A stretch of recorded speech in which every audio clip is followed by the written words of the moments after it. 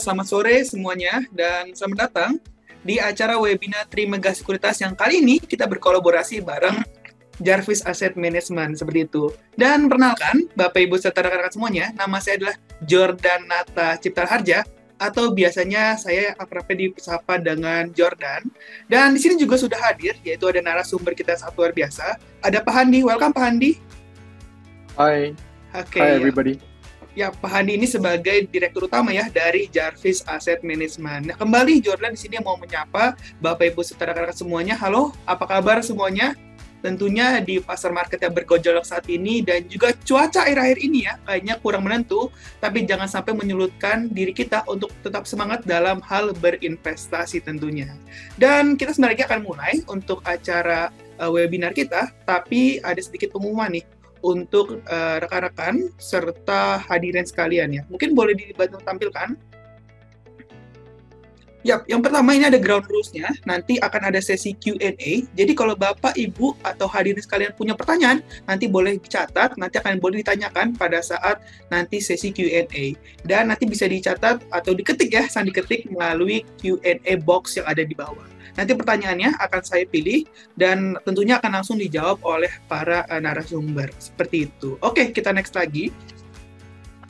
Dan di sini juga ada acara, jadi kita tahu ya, Trimegah ini kan banyak acaranya. Dan salah satu acara kita utama yaitu adalah Market Talk Trimegah, yaitu kita akan bahas seputar market update, kita juga akan bahas tentang isu-isu terkini, tentunya seputar dunia saham maupun reksadana maupun obligasi, tentunya banyak ya. Dan acara ini kita adakan melalui IG Live, yaitu setiap hari Senin sampai juga dengan Kamis itu pukul 8 malam. Jadi silakan Bapak Ibu serta rekan-rekan semuanya boleh pantengin nih @Trimegah Sekuritas. Untuk selanjutnya ada info apa lagi yang menarik?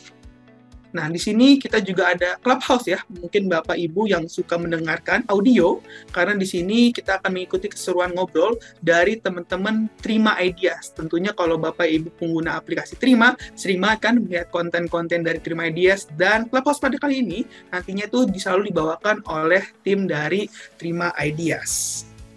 Oke, kita next lagi.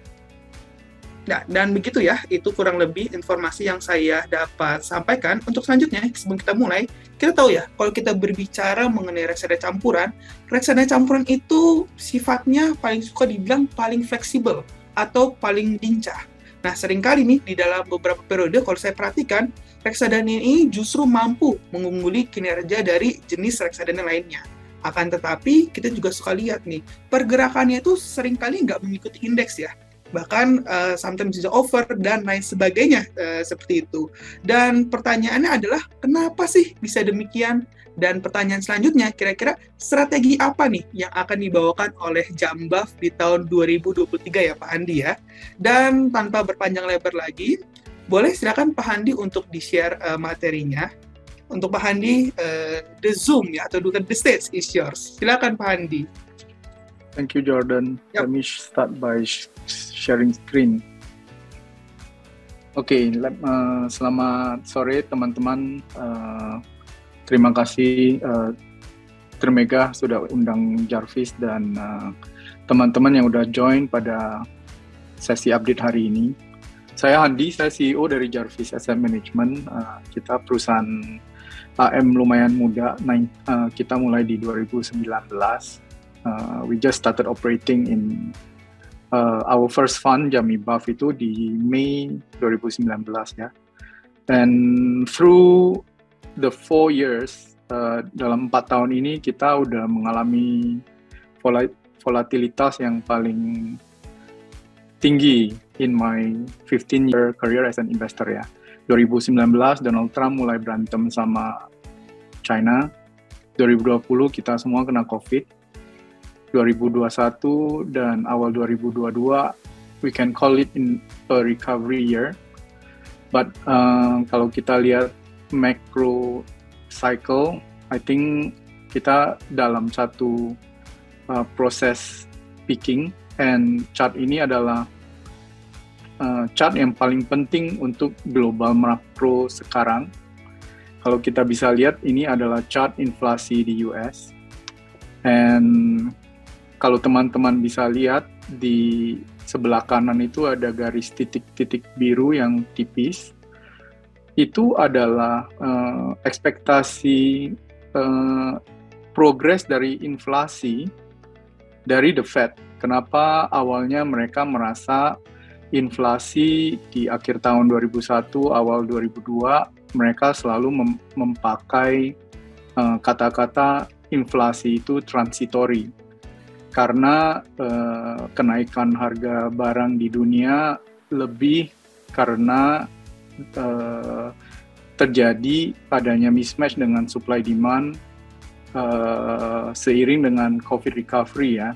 Negara maju kan dapat vaksin duluan, mereka juga the demand side of the economy. Pada saat yang sama, emerging market di mana kita adalah supply side of the economy, dapat vaksinnya belakangan. Jadi the demand recover dulu sebelum supply recover, jadi inflasinya naik. Tetapi awalnya, I think kita semua tuh expect inflasi akan mulai turun di 2022. Sesuai dengan titik-titik biru yang ini. Namun apa yang terjadi adalah CPI yang warna dark blue berlanjut tetap tinggi, dan kalau kita lihat dalam 2 bulan terakhir announcement dari hasil dari data CPI yang terutama warna kuning which is core CPI itu malah break new high dan terus menggambarkan tren yang naik. So hard data is saying inflation is sticky, especially in the US, and Fed karena datanya masih bagus, political pressure dari inflasi masih tinggi, Fed akan tetap maintain monetary policy yang tight. Mereka naikkan suku bunga dengan sangat agresif, hampir 75 bps setiap bulan ya. Dan selama data inflasi masih lanjut untuk tetap tinggi, tidak mau turun, we will expect this trend to continue. Okay, we have the view. Kita Jarvis memiliki view bahwa ke depan inflasi harusnya udah dekat peak ya. Tetapi dengan perkembangan data terakhir di core CPI, which is masih breaking new high, the risk that inflation in US and in the world menjadi sesuatu tren yang psychological and sticky itu makin bulan itu makin meningkat. Dan the longer this inflation nggak turun, the resiko makroekonomi dunia ini makin tinggi. Okay? Jadi this is the most important chart to monitor untuk para investor. Obviously, we believe inflation is still going to be the key concern untuk global economy ke depan. Okay, and we believe Fed is still going to be data dependent. Ada speculation in the near term ini November tanggal 8 bakal ada US House election dan mungkin Republican akan menang election ini dan it will relieve some pressure on the Fed on the monetary policy side. Tapi menurut kita we need to be vigilant. Selama data inflasi ini masih sticky, I believe Republican juga akan tetap fokus dalam fighting inflation. Okay. Jadi ini cerita untuk US. The secondary impact of this monetary policy itu adalah the rest of the world yang non-US, termasuk Europe, China, Japan, England, emerging market seperti kita, adalah selama US menaikkan suku bunga, dolar akan menguat, Dan the rest of the world itu karena kita itu beroperasi di dalam a world of US dollar. Selama kita perlu consume, we need US dollar. So when US dollar strengthen, it naturally slows down the rest of the world. Dan dengan Fed yang dalam posisi ini mendorong monetary policy yang lumayan ketat, sebenarnya the rest of the world central bank juga tidak ada pilihan tapi mengikuti supaya menjaga exchange rate mereka supaya stabil against US dollar. Dan dalam proses ini indirectly juga akan slow down their economy. So that's the reason why we think this is the most important chart that we need to monitor.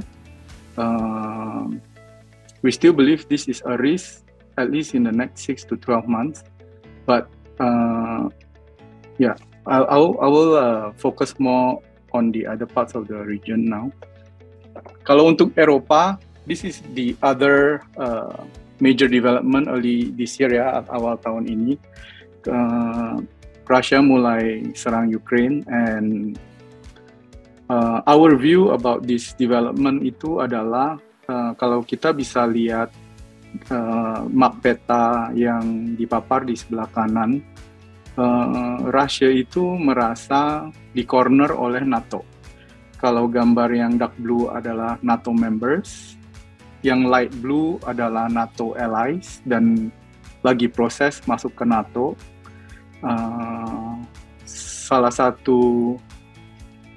Sisa satu negara yang besar, which is Ukraine, awalnya mau masuk NATO, tapi karena karena Rusia merasa terancam dari banyaknya negara NATO di eastern border mereka, Rusia harus merasa terancam dan mulai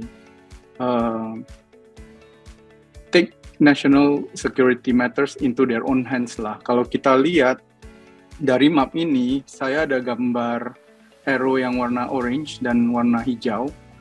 Sebenarnya barang-barang hasil produksi Rusia itu cuma bisa keluar ke ekspor lewat dua rute laut ya. Satu lewat Nordic Sea di atas, satu lewat Mediterania di bawah. Nah, yang di atas karena semua udah dikepung oleh negara NATO, obviously Russia will feel threatened. That's the reason why Russia focus their military strength, their development of their access into the global market lewat Mediterania. Karena di bawah dua negara besar yang surrounding Black Sea and Mediterania adalah Turkey and Ukraine. And that's the reason why we think they annex Crimea.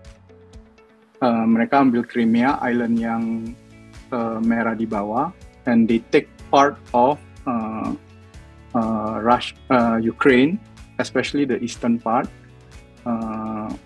untuk strengthen their defense capabilities di Black Sea and Mediterranean. So, what's the bad of this? The bad of this is dengan perang Russia-Ukraine sekarang, the two are major producer of basic commodities in the world, dari energy ke food, and it impacts the inflation picture globally, dan impact ke Russia karena sanctions yang diberikan kepada Russia oleh US dan NATO countries. Mereka mau decouple secara energy needs. It perpetuates the inflation problem globally, and it also caused the Eurozone countries, which is mostly blue, which is the world's second largest economic bloc ya. to slow down significantly. Kalau kita hitung direct cost, energy cost oleh karena perang ini itu hampir 3% of GDP di Eropa. Dan multiplier effect-nya karena supply chain energy and gas and oil, a lot of countries in Europe actually depend on Russian gas to remain operational and competitive. The multiplier impact of this 2 to 3% itu masih impacting the economy, and I think it will continue to impact the European economy structurally, and especially in 2023 kita baru bisa gauge how deep this energy impact to Europe is gonna be. Kalau pakai rule of thumb, biasanya one consumption channel itu multipliernya bisa 3-4 kali. If it's a 3% impact, direct impact from energy, then if you times 3, then it's Europe's economic output itu harus turun 10-12% of GDP ya. So this is a big problem. Europe is number 2 biggest economy in the world. So this is another major source of risk, and it's also a structural risk, and it also fits into the US inflation chart structurally juga. So this is our view on Europe. So for China, which is probably the only big economic bloc yang di luar US sama Europe yang bisa provide some opportunity untuk emerging market to have some growth. Ini juga lagi mengalami challenges. Kalau kita lihat dari Xi Jinping's economic policy yang fokus terhadap internal driven economy and common prosperity strategy, bahwa kemakmuran ekonomi harus multiply ke level-level rakyat ya. Berarti Chinese core strategy untuk growth ke depan adalah internal focus. Dan dua chart ini sort of summarize almost hampir 75-80% of Chinese economy ya. Property dan infra ini hampir 30-40% dari total Chinese economy. Internal consumption China sekarang juga hampir 40% dari total Chinese economy. Dan kita tahu semua China lagi melakukan sesuatu disiplin terhadap industri properti mereka sekarang yang dikatakan mengalami sesuatu bubble, dan mereka lagi normalize property activities di China. And this policy started mid of last year, dan impact-nya masih terasa sekarang. However, kalau kita lihat progress dari property sales year on year, development-nya secara monthly itu udah mulai stabilize di minus 20% year on year. We have done some study. There is data yang kita ikuti lumayan ketat, which is total square meter built in China. Our study shows China itu waktu titik tinggi itu built about 1.6 billion square meter a year in terms of property. Dan setelah sektor sudah didisiplinkan, angka tersebut itu targetnya akan stabilize antara 700 sampai 1 billion square meter per year. So we will see the whole industry, property industry in China shrink by about 35 to 40%. Dan the reset, kalau kita lihat angka tahun 2022, it's already half done. We believe there is still another 20% to go. This is the reason why we believe the China property discipline itu masih akan continue into 2023.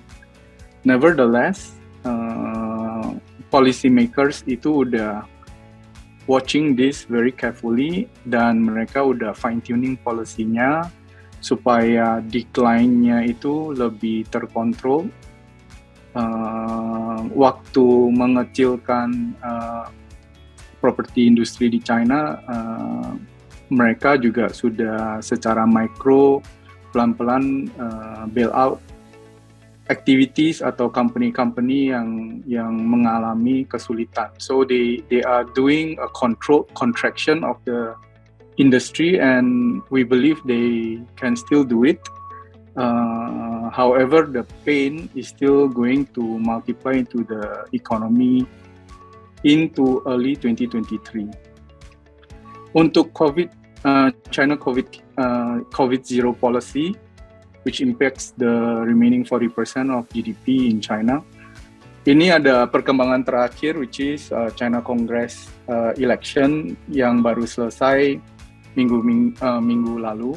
Dan if we look at the market reaction to what has been announced, kayaknya market itu wrongly positioned. Semuanya itu lagi expect bahwa Xi Jinping akan lebih relax terhadap COVID zero policy, akan mulai buka, atau at least communicate that they will begin to soften their stance on COVID zero policy.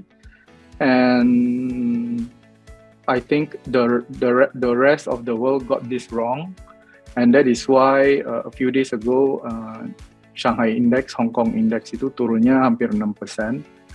Market seems to have stabilized. But what we think about COVID zero policy is like this. Okay, kalau kita pelajari the global mortality rate, ya, jumlah orang yang mati karena COVID dibanding ke total global population, itu kira-kira 1%. Dan China itu karena COVID zero policy itu lumayan sukses, kalau mereka mau open up dan kalau mereka mau achieve herd immunity seperti the rest of the world, they need to see this 1% of population death. So I think what they will do is China will start to opening up, but in a very slow fashion. Kalau kita lihat dari pengalaman negara-negara yang mengalami COVID in the last 2-3 years, yang doing herd immunity dengan cara yang lumayan kasar itu US dan India waktu Delta wave. They just let the population achieve herd immunity, and they don't really take care of mortality rate. Yang lebih humane itu Singapore, they vaccinate the population first sebelum mereka pelan-pelan buka. Untuk China, I think what we are looking for is they will need to do a new vaccination program, karena vaccine China we know is not so effective against COVID. Terus what we have read is that the current COVID vaccines juga nggak terlalu efektif against the new strains yang sudah mutate dari old strain. So if we see China starting to do massive vaccination, then we can start to expect that China is starting to open up. So that will be the leading indicator. For now, I think China will still maintain a COVID-0 policy, and I think they will continue to open up very slowly. So to avoid this 1.5 million death for China. Actually, kalau kita lihat data ekonomi China, walaupun mereka COVID-0, because the economy is highly digitized, banyak activity China itu pakai aplikasi dan lain-lain, the economy actually continue to grow, albeit very slow. Mereka juga exports growth-nya based on their data itu masih continue to grow. So the economy itu masih functioning, and COVID-0 itu lebih ke impact ke freedom of movement at the personal level segala macam. Dan what we read and what we have learned dengan diskusi dengan teman-teman yang tinggal di situ, population mereka generally itu support this COVID-0 policy, karena mereka itu merasa kalau buka dan matinya banyak orang itu nggak benar, dan that is the reason why they support Xi Jinping with COVID-0. Cuman waktu eksekusi kadang mau dapat barang-barang supply barang-barang agak susah, ada sedikit komplain di situ, but outside that, I think generally the whole Chinese population itu masih okay dengan COVID-0 policy. So I think the government will take their time to unwind this policy. They will do it carefully and slowly. So 80% of the Chinese economy is still going to be slow sampai awal 2023. Okay. Now what's the impact to Indonesia? Actually Indonesia ini ada sedikit perkembangan yang struktural dan fundamental di dunia yang menopang pertumbuhan Indonesia secara structural and fundamental juga, which is the global energy transition. Nah, Indonesia ini ekspektasinya adalah kita akan menjadi player penting dalam global trend energy transition ini. Dan chart ini adalah data yang paling penting untuk Indonesia per se, karena cara Indonesia contribute dalam energy transition adalah nickel production kita yang kita ekspor dan dipakai untuk membuat baterai passenger car and potentially nanti ke other modes of transport, dan particularly nickel battery di dalam passenger car. Jadi kalau kita lihat battery EV sales sebelah kiri agak kecil, we can see total battery EV sales itu continue to form highs and remain high despite the world slowing down. US, Europe, China semua slowing down. It's continue to stay high. So it's good news. And sebelah kanan ini adalah make up dari battery chemical yang komposisi battery chemical di dalam mobil baterai yang dijual. Ini ada largely dua grup ya, nickel base sama LFP atau iron base, dan market share dari nickel base at least untuk data 2022 year to date, market share loss terhadap iron base battery itu udah lumayan stabilized. That means nickel remains important in passenger car, and data ini kita harus continue to monitor karena battery chemical is actually technology, and teknologi ini bisa berubah setiap saat. Seandainya dunia masih tergantung dengan nikel, Indonesia bagus. Tapi kalau memang dunia menemukan teknologi yang bisa melakukan energy transition tanpa memakai nikel, then Indonesia have to be quite careful. So untuk Indonesia, this is the most important macro data to monitor. So far, data is good, data is strong, and oleh karena itu kita masih very bullish in Indonesia. Kalau kita lihat di ekspor di komoditi Indonesia ini, kita bisa lihat ya, yang warna iron and steel nih, yang dark gray, yang nomor 3 nih, yang biru bawah kan CPO, mineral products ini oil and coal, terus iron and steel ini banyaknya isi nikel, yang dulunya nggak ada apa-apa, sekarang barnya udah mulai gede, malah mulainya mengsaingi data CPO, which is almost equal in size. And tren kedepannya adalah masih continue to grow ya, karena FDI di sektor ini masih bagus. So that's our view on the Indonesian market.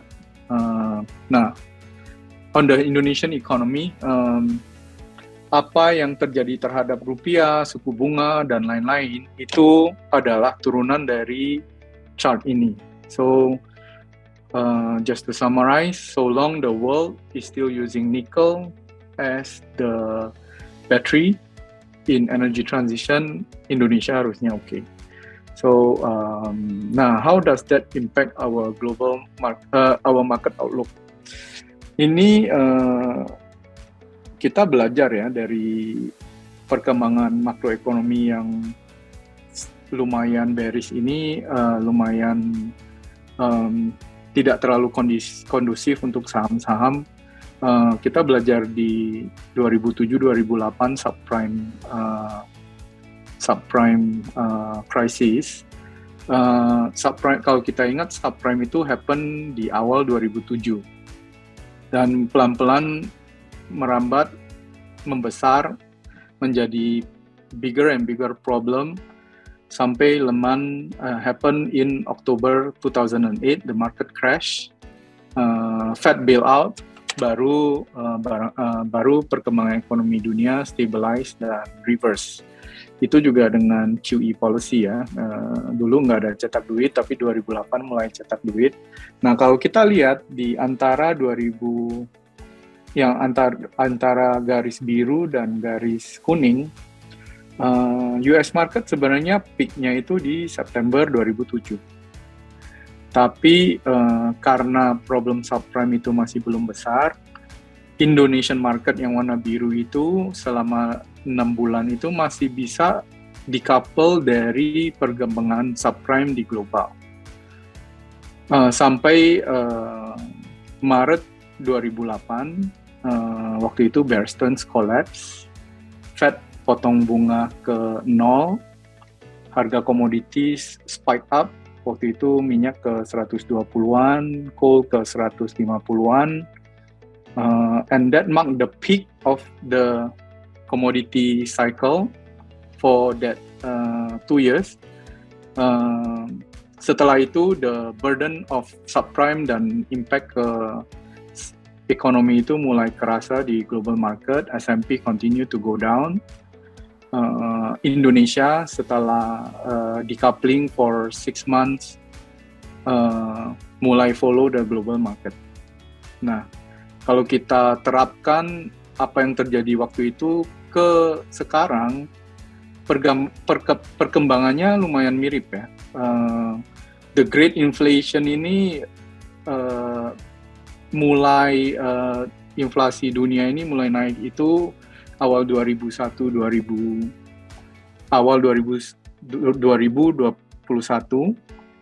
dan untuk awalnya karena ekspektasinya adalah transitory, IHSG ini masih bisa decoupling dari S&P Index yang sebenarnya peak di Desember 2021. Terus ada Russia-Ukraine War yang mengakibatkan oil itu naik ke $130 dan tetap tinggi, sekarang masih di atas 80-90. Dan Indonesia karena harga komoditas semua naik pas Maret masih bisa decouple dari indeks global. Namun seiring dengan perkembangan inflasi di US di chart yang pertama, karena kita merasa impact dari monetary policy, Russia-US war in Europe, dari China internal policy mereka on property and COVID-0 itu masih negatif on economy, kita merasa S&P 500 masih akan mengalami tren penurunan ke depan. Dan Indonesia, as we can observe, juga udah mulai peaking. The big trend we think is still downwards. Mungkin akan mulai ikut global market. That's the medium term view, the 6 to 9 months view. But if you take a longer term view, we believe there should be a bottom in the next 6 to 9 months for global stocks. Terus there will be a Fed U-turn at some point. Itu adalah menjadi titik di mana market akan bottom dan we will start a new bull market setelah itu. So that's the reason why balance fund ini sekarang kita strateginya itu masih konservatif, at least going into 2023. If I can talk about our performance untuk tahun 2022, kalau teman-teman yang invest dengan kita, fund kita secara NAV itu sebenarnya peak di kira-kira April 2022. Dan setelah itu kita mulai turun secara NAV kita ranging antara 1.800 ke 2.000 di 10 to 20% di bawah peak, which is NAV kita tuh kira-kira 2.200 lebih ya. Dan against the index juga kita turunnya lumayan banyak karena di sini kita sedikit explain, kita ada make beberapa big bets di 3 sektor ini, which is technology, financials, banks, sama commodities. Kita bet sepanjang tahun kita itu masih punya some technology stocks di mana relative weight terhadap indeks itu kita 10% di atas indeks, dan performance sektor ini kira-kira minus. Financial, kita tidak terlalu memiliki financial stocks atau bank stocks. Jadi our relative weight itu sebenarnya kita underweight, tapi sektor ini lumayan outperform the index. That contribute another 4-5% of relative performance. Lastly, kita karena certainty dari cerita nickel dan energy transition, we continue to make relatively big bets in commodity, terutama nickel. Dan our overweight dan commodity stocks secara overall itu actually nickel stocks ya, secara overall itu actually underperform the index by 15%. Oleh karena itu secara combine our net performance from our peak, which is in April 2022, we are down 10% against the index. Nominal, I think we are down about 10 to 15%. Yeah. Nah, ke depan, what are we going to do? Jadi, again, we take a lesson dari sejarah. Kita itu percaya bahwa dunia ini lagi mengalami commodity cycle yang struktural ya, bahwa 10-15 tahun ke depan harga komoditas akan bagus, karena fundamental di masing-masing sektor komoditi seperti oil, CPO, nikel ini kebutuhannya ke depan akan meningkat, tapi dari supply side ini karena 10 tahun ini harga rendah, tidak ada investasi, supply side ini nggak bisa respons terhadap demand yang masih berkembang positif secara overall, dan supply response dari komoditas-komoditas ke depan itu usually perlu waktu yang lama ya, perlu minimum 5 to 7 years untuk supply baru masuk ke market. Jadi commodity market ke depan itu menurut kita masih bagus, dan belajar dari pengalaman 2000 sampai 2012 kemarin, kalau kita lihat performance IHSG dan financial, which is abu-abu, dan discretionary consumer dan mining, secara percentage return sebenarnya kita bisa make a lot more money by being in commodities and discretionary consumer ya, over the long period of time ya. Kalau kita lihat financials dibanding JCI yang hitam, ada period di mana dia itu outperform index, ada period di mana dia itu underperform index, karena mereka itu is a big index weight. Dan secara logika financial itu adalah a reflection of the broad economy ya. Kalau ekonomi membaik, financial pasti membaik. Dan kalau kita pikirkan ya, kalau satu perusahaan itu untung $100, nggak mungkin semuanya dipakai untuk bayar ke hutang atau pakai financial services. Pasti dipecah lah antara financial dan profit, financial cost and profit dan lain-lain. So over time, your income source, which is national income source, which is commodities, should in terms of percentage gain seharusnya lebih tinggi dibanding financial, gitu. Dan kita bayar hutang kita.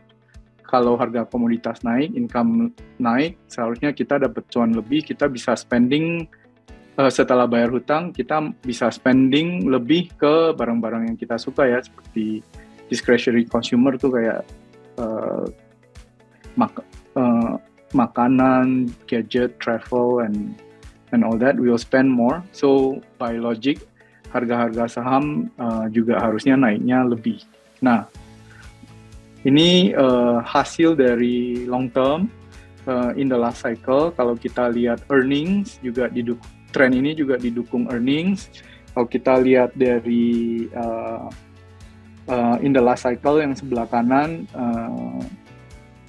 long term commodity dan consumer discretionary earningsnya naik lebih banyak dibanding financial dan IHSG.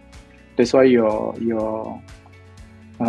stock performance, your sector performance is actually higher. Sebelah kiri adalah in the short term, sejak COVID lows, we can see actually dibanding 2019 peak ya, financial actually recover the most. It's almost 30-40% higher than 2019.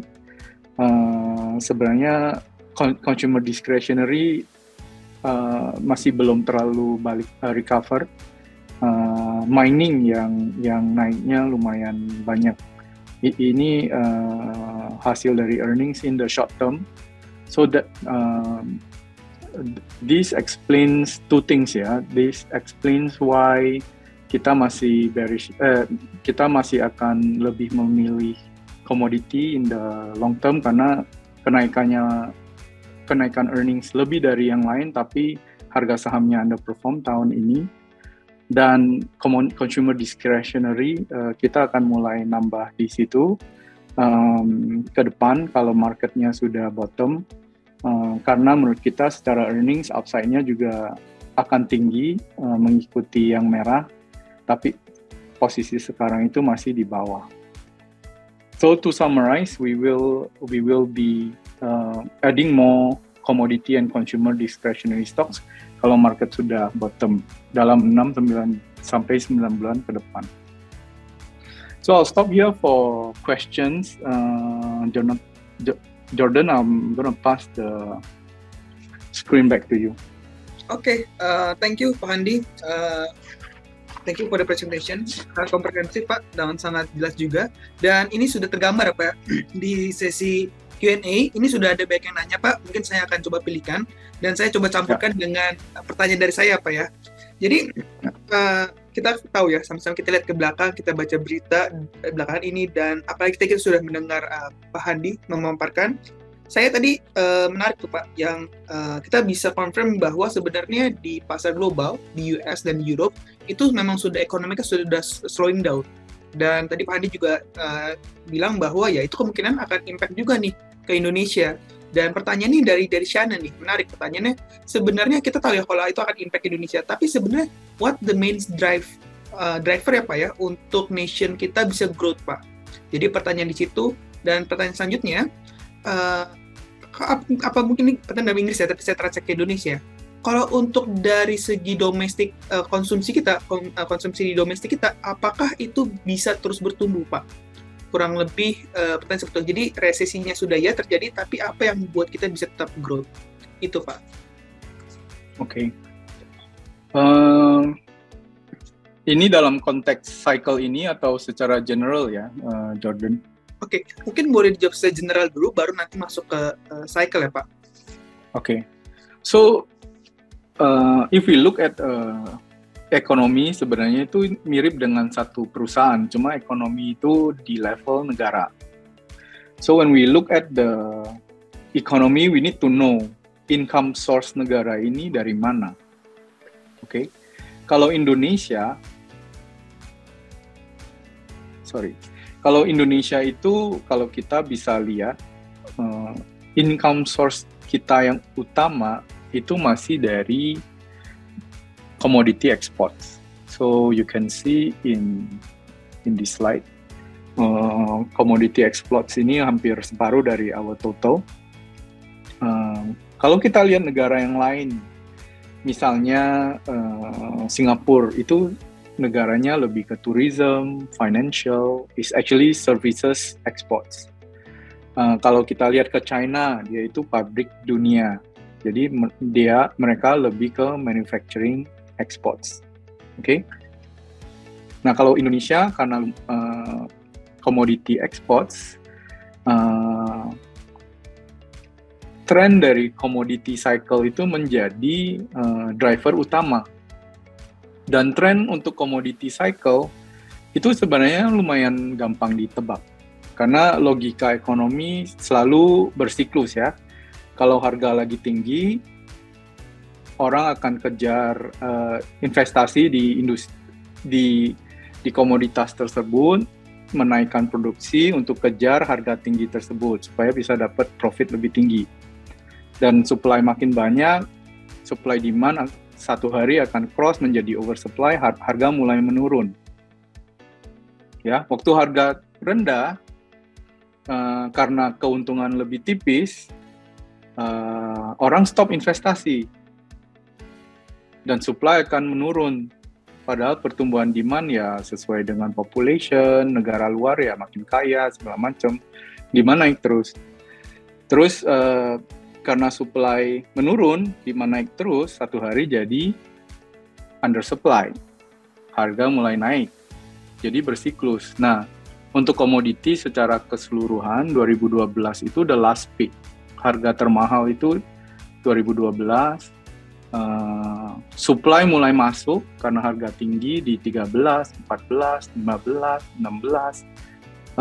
Jadi oversupply-nya nambah terus sampai 2000, secara global, secara general itu 2016, 17, 18 lah. The most oversupply in global commodities. That's why harga komoditas paling rendah juga tahun-tahun itu. Nah, investasi sudah stop sejak 13-14, supply udah nggak, setelah new supply ini masuk udah nggak ada lagi yang masuk. Pada saat yang sama, China actually grow, Europe actually grow, US actually grow, the world actually grow. Demand sekarang pelan-pelan recover. Dan globally, we are experiencing new high commodities demand. Tapi supply sejak 2018 udah nggak nambah. Oleh karena itu harga mulai pelan-pelan naik tuh 2020, 2021, 2022 itu continue to go higher. And we expect karena supply itu belum bisa respons, nggak ada berita kan bahwa ada peningkatan produksi yang banyak gitu ya di komoditas-komoditas. Jadi padahal global demand ini yes is slowing but still growing. Makin tambah terus ya you will get higher and higher price. So for Indonesia the main driver itu commodity. And the cycle-nya tuh lagi pas. Dan if you look within the commodity ada banyak macam ya. Nah, dan Indonesia ini seperti gambar yang saya paparkan di sini, yang tadi Indonesia Commodity Exports, pas nih untuk global energy transition, lagi pakai nikelnya. Jadi yang dulu Indonesia cuma ada 2 export pillar, which is CPO dan coal. Sekarang ada 3, CPO, coal, and nickel. Jadi lihat dari situ kita harusnya akan mengalami growth yang lumayan bagus. Okay, so that's how you look at economy. The first thing you see is negara ini dapat duit dari mana. Kalau trennya adalah dapat duitnya makin banyak ya berarti negaranya makin kaya gitu. Ya. Specific to this cycle.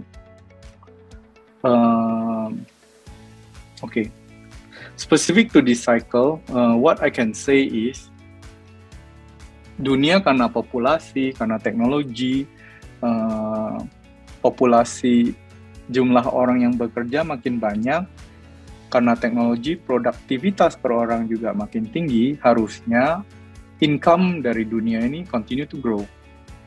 Jadi global demand actually should continue to grow. Cuman dalam waktu singkat ini karena ada inflasi, karena kenaikan suku bunga untuk mengatasi inflasi, ada pemindahan income ini dari spending ke bayar hutang. So total disposable income karena kenaikan porsi bayar hutang, karena bunga naik, ya akan menurun. That's why the world is slowing. Ya. At the same time, the world is priced in US dollar. Kalau dulu $1 itu 14.500, kita mau beli iPhone itu $1.000. Dulu kita cuma perlu spend 14.500.000 untuk beli satu iPhone. Sekarang kita harus spend 15.500.000 untuk beli satu iPhone yang $1.000 misalnya. So secara price juga US dollar kalau naik, secara pricing dunia juga naik, ya volume dengan income yang sama ya volume akan turun. So that's why growth juga akan turun. So that's why tactically over the next couple months selama Fed belum U-turn ya perkembangan ekonomi ya negatif. That's why we are cautious. This is a broad rule of thumb for the whole world.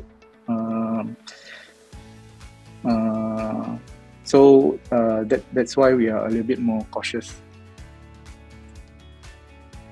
Oke, Pak. Gitu, Jordan. Thank you untuk answer-nya, Pak.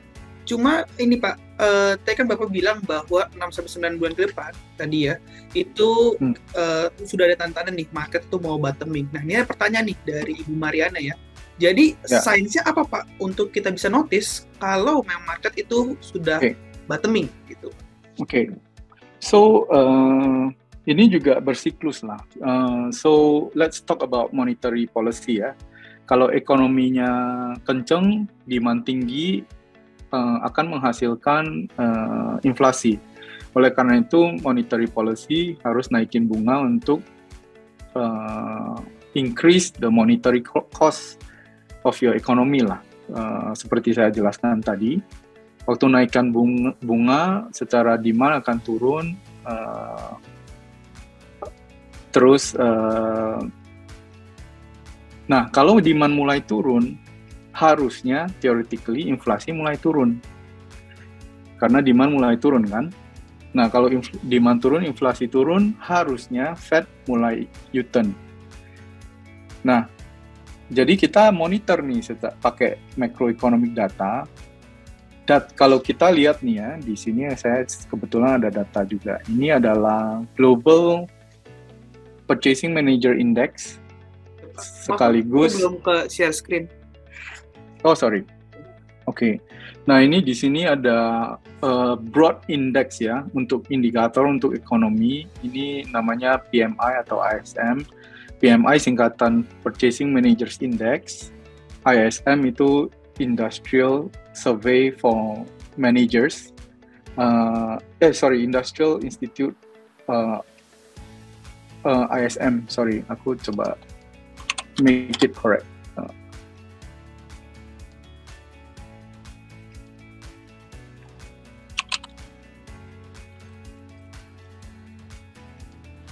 Itu singkatan dari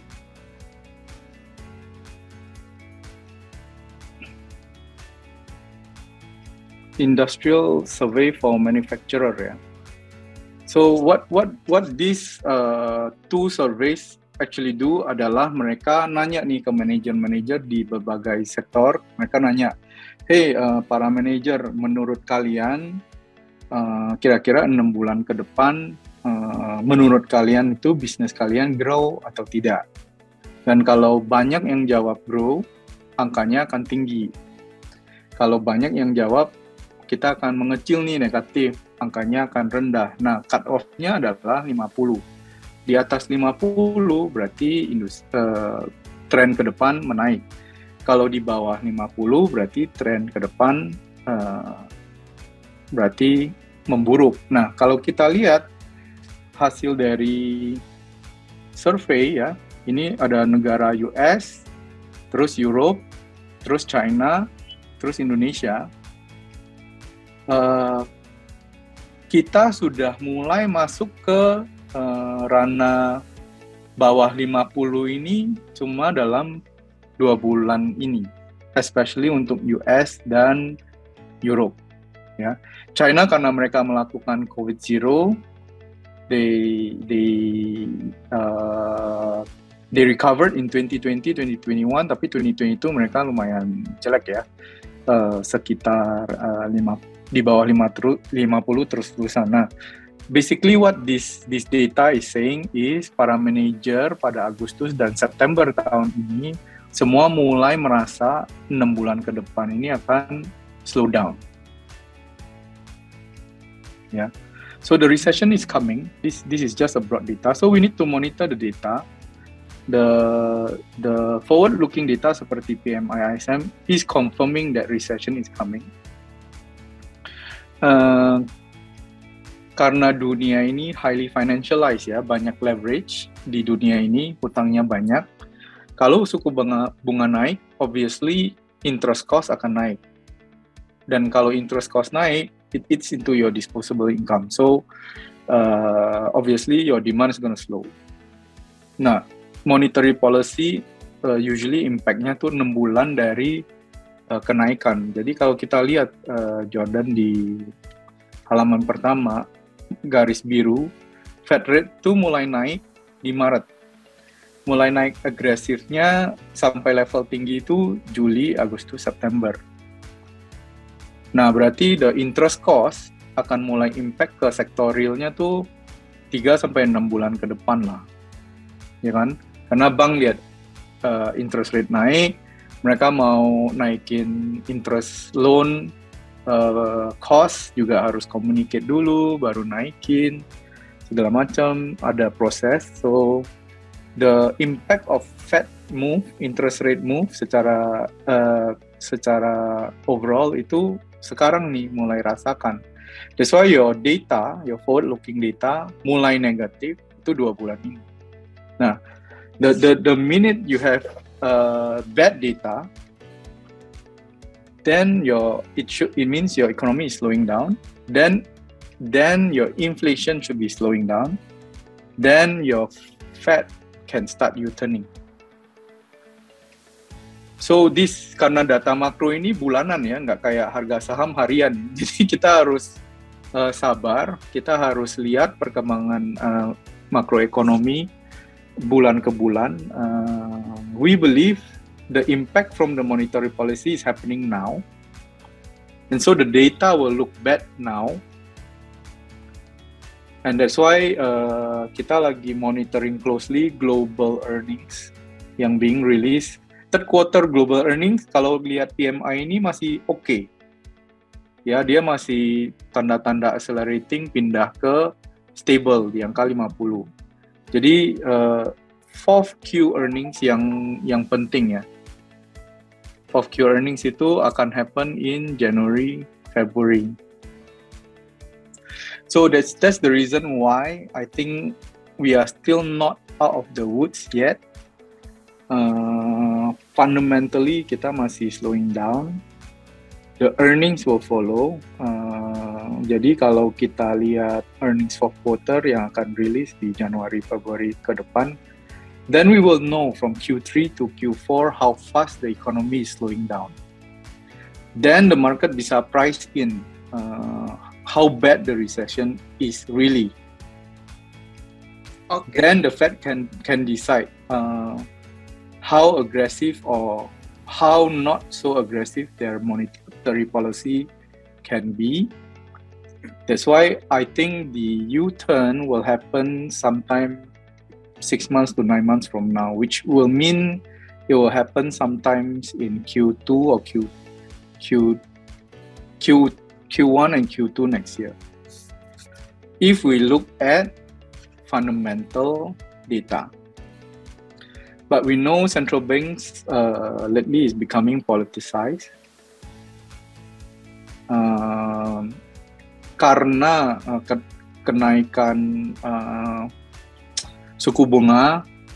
Obviously, the world economy is not even ya. Some people have more debt than others.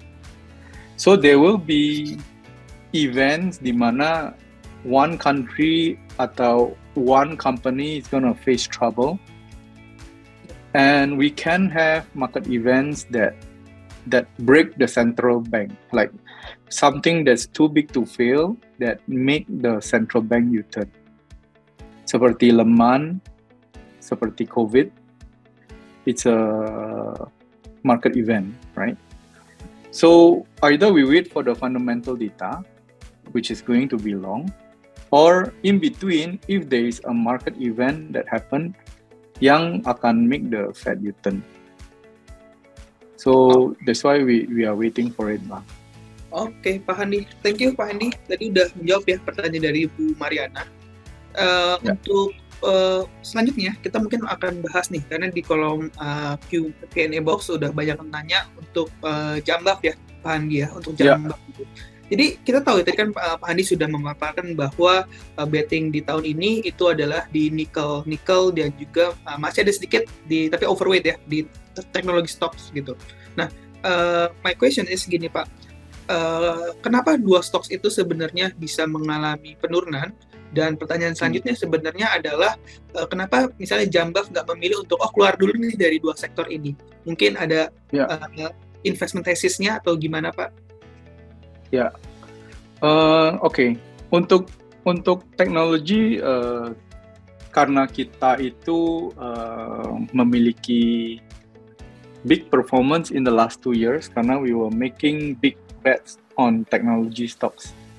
Karena apa yang terjadi waktu COVID adalah karena semua orang di lockdown, semua orang terpaksa mulai pakai aplikasi, teknologi untuk carry on their daily activities, sekaligus Global Central Bank juga potong suku bunga ke nol, cetak duit banyak untuk bantu ekonomi.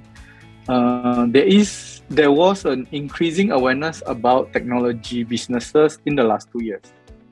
Dan kalau kita lihat di IHSG, 3 years ago, nggak ada technology stocks.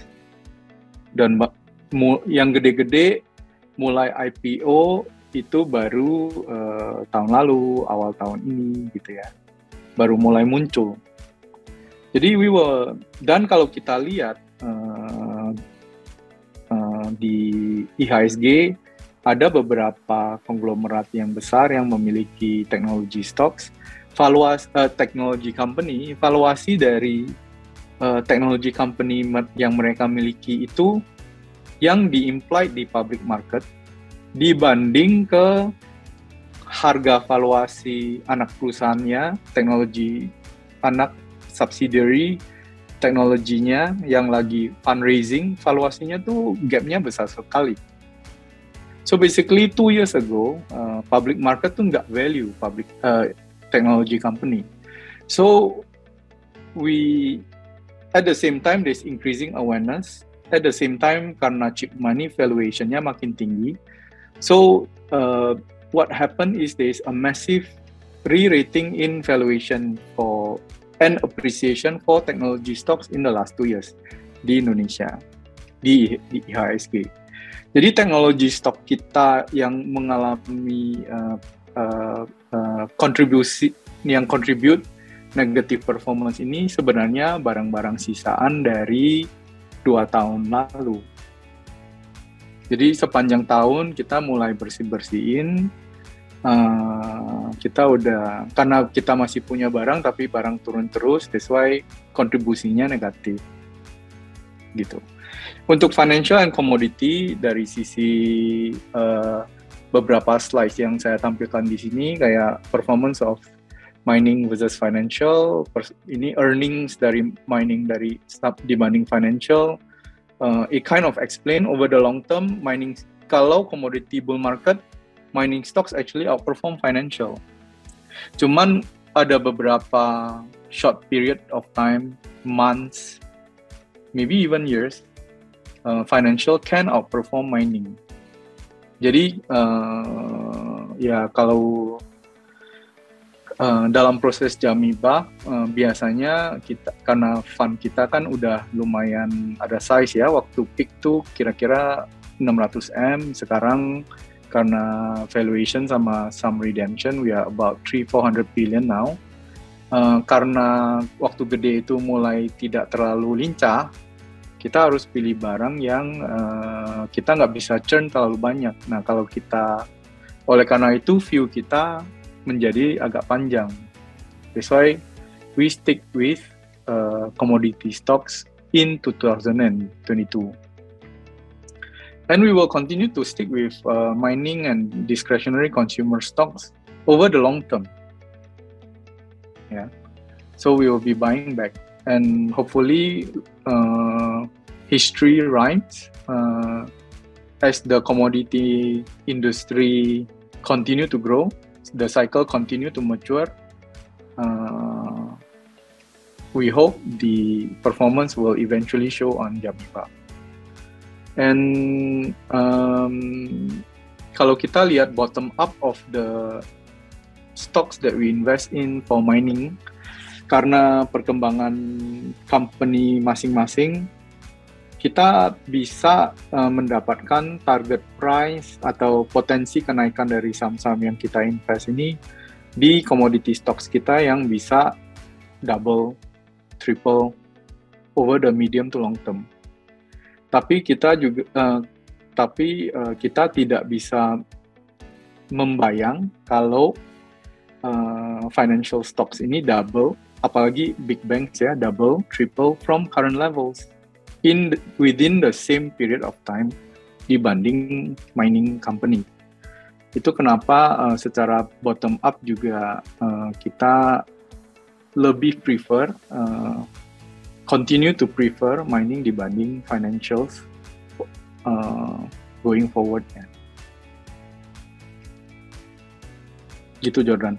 Oke, Pak Andi, thank you explanation-nya. Jadi kita tahu ya sekarang Bapak Ibu semuanya. Jadi tadi sudah ada penjelasan itu kenapa untuk di penyatu tadi ya nikelnya, atau di community-nya dan di teknologi stocks-nya ya seperti apa.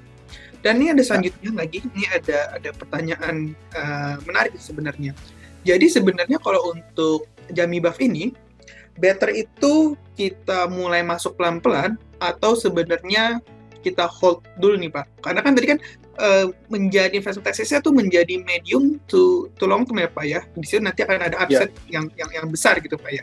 Jadi kita harus seperti apa nih Pak untuk menghadapi lihat JamiBuff ini Pak? Ya. Jadi karakter dari fund JamiBuff ini karena cara kita kelola adalah we tend to take big bets on some stocks. So we will most probably not follow the index in the short term. Dan karena kita ada overlay macro into our stock selection process and equity weight segala macam, what I can say is over the long term, on the up cycle seperti 2020 dan 2021, kita akan outperform index banyak. So I believe we outperform the index by almost 60% over the last 2 years. Yeah. So you can say our beta is 1.6. Yeah. To index on the way up.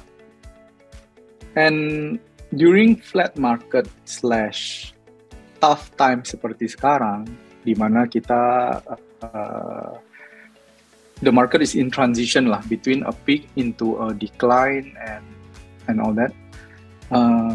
Our beta actually is we are underperforming the index by 10%. So our beta is actually only 1.1. So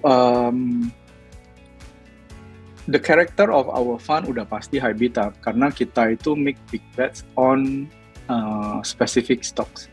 Kita nggak kayak fund lain yang enhanced indexing, that means mereka tulang fundnya, isi fundnya itu sebenarnya mirip dengan indeks, terus mereka cuma adjust sedikit dibanding indeks. Kalau kita sama sekali nggak sama dengan indeks, and the results actually show.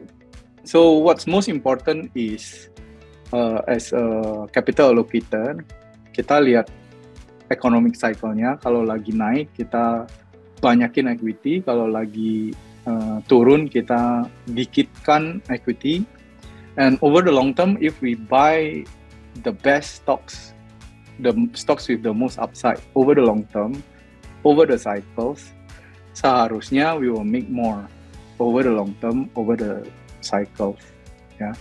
So the right strategy to invest in JamiBuff actually kayak masa-masa sekarang ya, we have to stop buying. We have to stop buying, we have to see.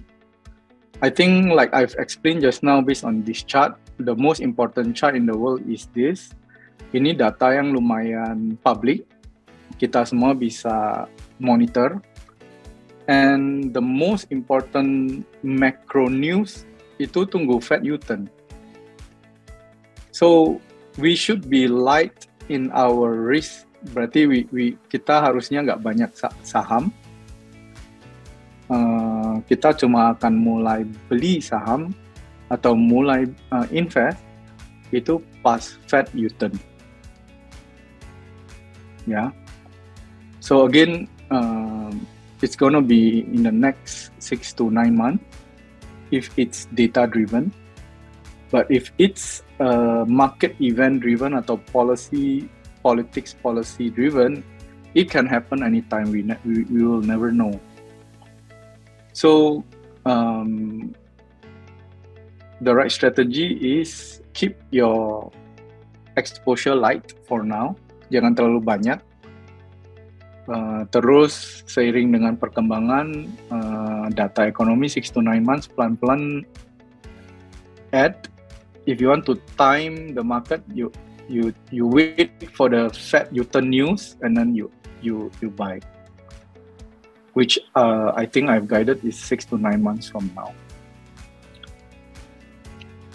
Alright, Pak Handi, thank you Pak Handi untuk explanation-nya. Nah, dari sini sebenarnya kita semua jadi tahu ya, sebenarnya JamiBuff ini dimengenal lagi bahwa JamiBuff ini sebenarnya model reksadana campuran yang seperti apa, dan juga filosofinya ya, filosofi cara investasinya seperti apa, dan juga view nih dari Jarvis Asset Management ke depannya. Mungkin Pak, ini karena waktunya sudah mau selesai Pak, mungkin akan ada closing remark Pak, atau closing statement dari Pak Handi untuk para hadirin yang ada di sini Pak.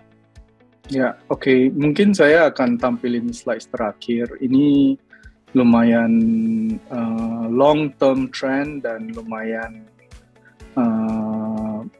big picture ya. What I can say is the world in a big picture ini is at a very historic moment. Kalau kita lihat, dengar berita-berita tentang cuaca,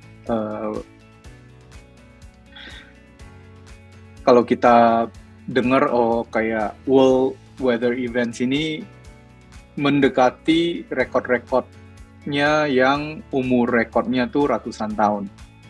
Kayak US is experiencing drought that's worse in the last 150 years. Europe juga, China juga.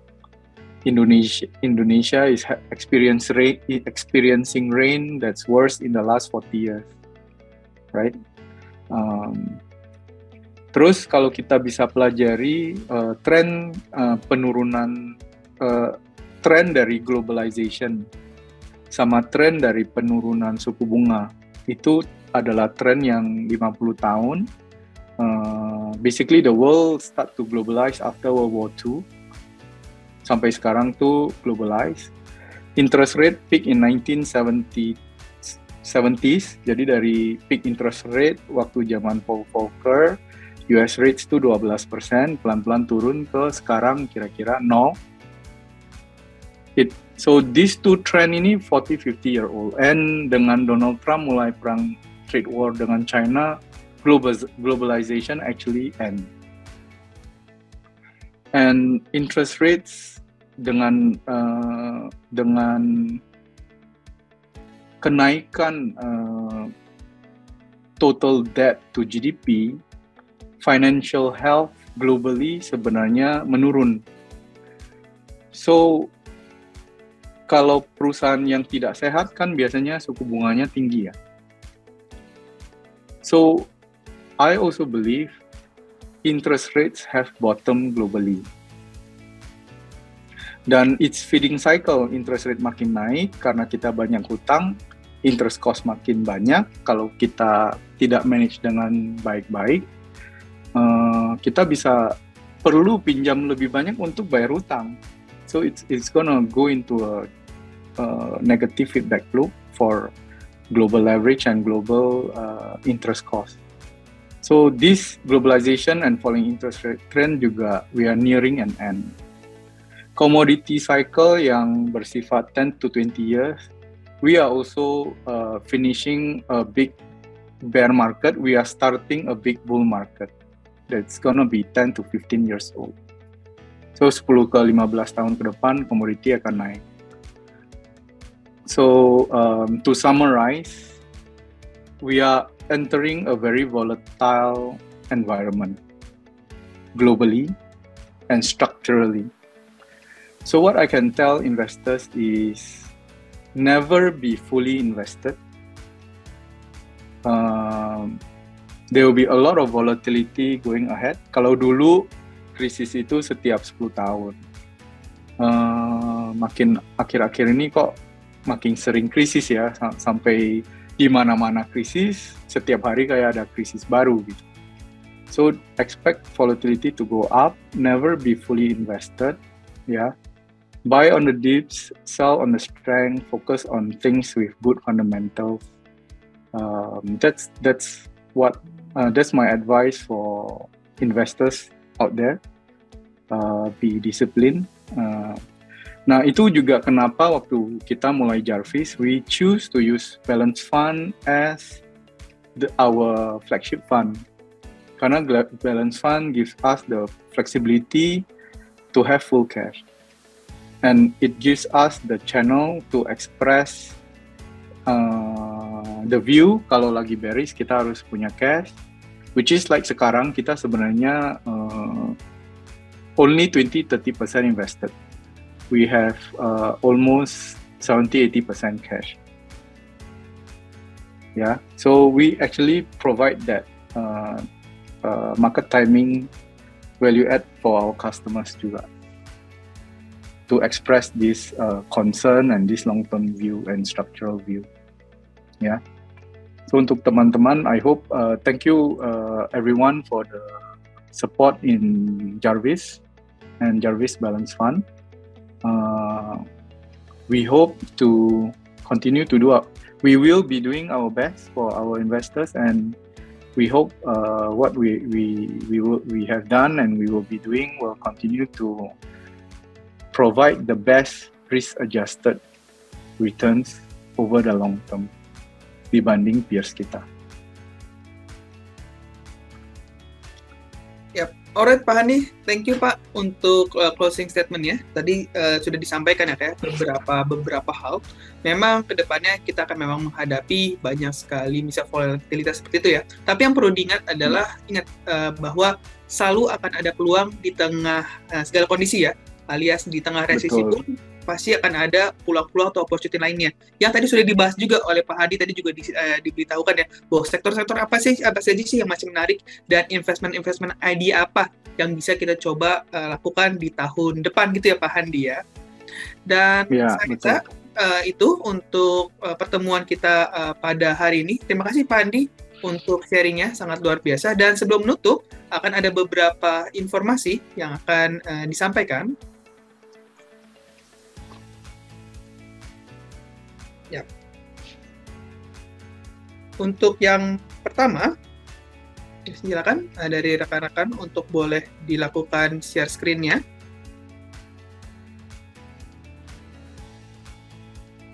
Ya, untuk informasi bahwa bagi rekan-rekan yang ingin melakukan pembukaan rekening secara online, sekarang ini bisa langsung melalui link yaitu e-form.trimegah.id. Setelah ini silakan bagi Bapak Ibu yang mungkin belum mulai berinvestasi dapat juga langsung klik ya di link berikut ini. Dan untuk selanjutnya, pengumumannya selanjutnya ini adalah Trima ya. Ini adalah silakan Bapak Ibu untuk mendownload aplikasi kami di dalam Play Store maupun di App Store. Karena kenapa? Untuk aplikasi kami ini lengkap ya. Jadi ada Trima Ideas dan lain sebagainya. Jadi Trima Ideas ini pun juga setiap hari ini akan update untuk berita market, news maupun stock picking dan lain sebagainya. Untuk selanjutnya lagi, dan juga berakhir sudah untuk acara pada hari ini, dan nantikan untuk chapter-chapter dari reksadana campuran, karena kedepannya akan ada kita membahas dari reksadana campuran yang lainnya. Akhir kata saya ucapkan baik, terima kasih kepada Bapak Ibu serta hadirat sekalian, dan saya pun ingin memohon maaf apabila terdapat kekurangannya. Dan sampai jumpa di acara webinar Trimegah selanjutnya. Bye bye and see you. Thank you.